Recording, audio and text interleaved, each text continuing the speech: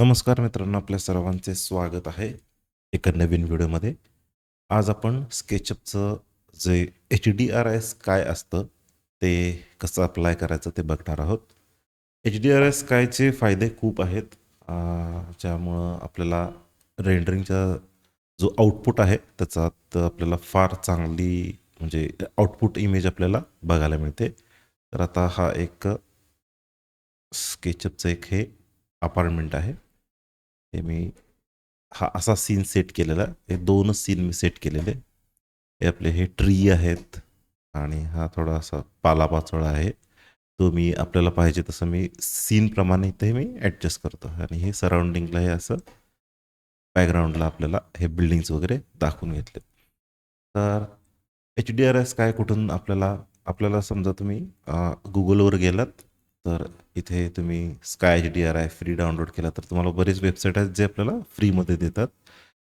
तर त्यापैकी मी एक घातले हे 2-3 जे फ्रीवाले ऑप्शन्स आहेत ते मी डाउनलोड करून घेतलेत.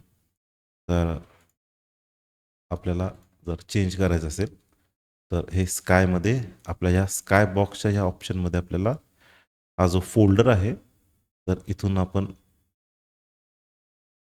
ॲक्सेस करू शकतो. आता मी जिथं डाउनलोड करून ठेवलंय तिथं मी जातोय. तर आता हे जे खालचे 4 आहेत हे सुद्धा HDRIचेच स्काय आहेत. तर बघा लगेच ॲटमॉस्फिअर बदलतं. याला मी थोडंसं सीन हा एक सीन 1 आहे आणि हा एक सीन 2 आहे. हा 2 पॉइंट पर्स्पेक्टिव्हला मी मॅच करून घेतलाय आणि ह्याला थोडंसं हे वर घेतलं आणि इथून हे बघा हे रोटेशन करता येतं. बघा मागचं स्काय वगैरे हे सगळं आपल्याला रोटेट करता येतं. आणि ह्याच्यात काय असतं, एक पॅनोरामा 360 फोटो काढलेला असतो आणि जिथून सूर्य पडतो, जिथे सूर्याचा फोटो असेल, तिथून आपल्याला त्या सनची डायरेक्शन मिळते. आता इथे बघितलात, तर इथे कुठेतरी हा सन ह्या एरियात कुठेतरी सन आहे. तर तो एरिया एकदम असा हा ब्राईट दिसायला लागतो आपल्याला. आपल्याला सेपरेट शॅडो ॲडजस्ट करायची काय गरज नाही. हे बघा. त्यामुळं वातावरणात सुद्धा आपल्याला चेंज बघायला मिळतो. आता समजा हे दुसरं एक घेतलं मी. काय थोडंसं मॉर्निंग टाईमचं आपल्याला इथं ॲटमॉस्फिअर फील होतं. हे रोटेशन्स हे आपल्याला हे असे रोटेशन्स बघायला मिळतात. आणि तुमच्या त्या इमेजमध्ये जे काही असेल ते त्या बॅकग्राऊंडमध्ये ते ते एकदम संध्याकाळची वेळ आहे आणि ते बघा इथे कोपऱ्यात इथे सूर्य दिसतोय बघा.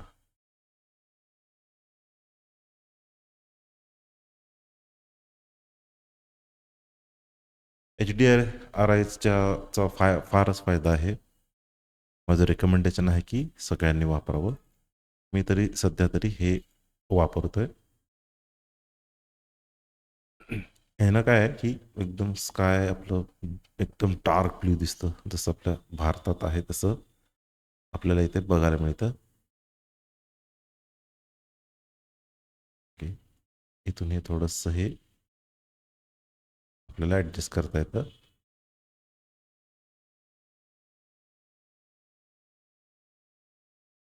आता ही 8K इमेज असल्यामुळे ना इथे थोडा लोड होतोय. पण जर 4K असेल किंवा त्याच्या HD असेल, 1080pला जर रिझोल्यूशन असेल, तर आपल्याला एवढा ते लोड व्हायला वेळ लागत नाही. त्याचं मी तुम्हाला रेंडरिंग करून पण दाखवतो मी. हे थोडंसं मी ॲडजस्ट करून घेतो.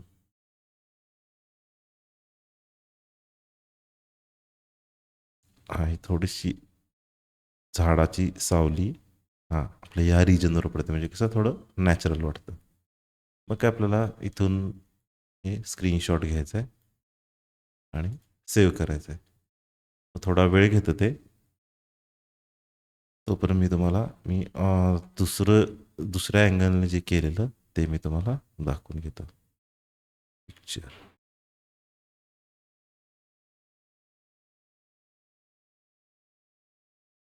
हा या अँगलचा आहे आणि दुसरा जो आहे ते दुसरं HDR मी हे रेंडरिंग करून बघितलेलं. तर दोघात फरक किती बघा. तर तुम्हाला जो इफेक्ट आवडेल त्याप्रमाणे तुम्ही तो इथे अप्लाय करू शकता.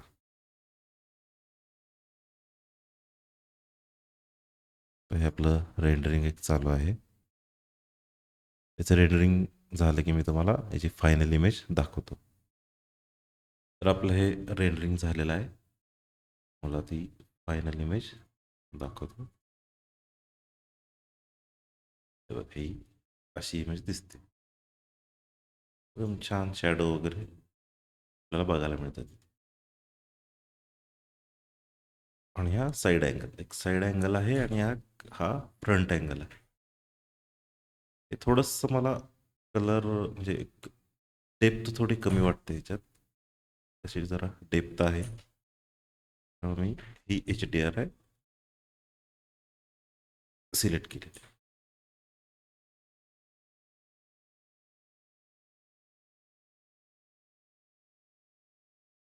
तर अशाच व्हिडिओसाठी चॅनलला सबस्क्राईब करा. भेटू नेक्स्ट व्हिडिओमध्ये.